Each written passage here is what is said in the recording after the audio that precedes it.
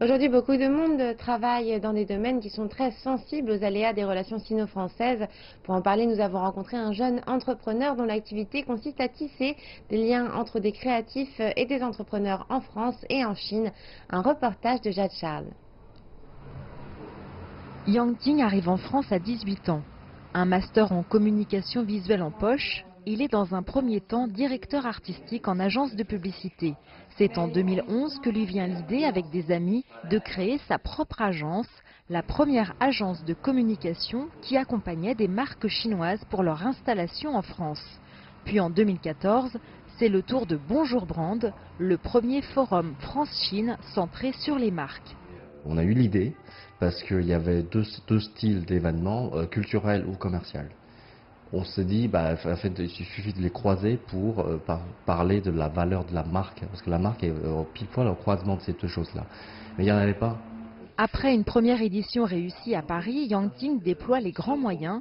Il accompagne une délégation de créatifs français à la rencontre de près de 300 entrepreneurs chinois. L'inauguration de cette seconde édition de Bonjour Brand se tient au Grand Palais du Peuple à Beijing, une première dans ce haut lieu de la politique chinoise. Mais derrière le symbole, un objectif ciblé, donner un statut à la marque en Chine. Le fait d'aller au Palais du Peuple, parce qu'après Palais du Peuple, on est à l'UNESCO, c'est quand même de dire, parce qu'on a un propos qui est assez innovant, assez nouveau, c'est de relier les créatifs français et le marché chinois.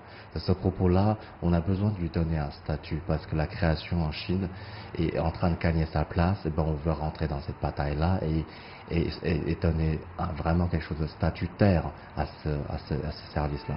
Une formule qui marche. Aujourd'hui, Bonjour Brand travaille avec les plus grandes marques chinoises. Sa dernière réalisation, l'arrivée en France en décembre 2017 des vélos en libre service OFO.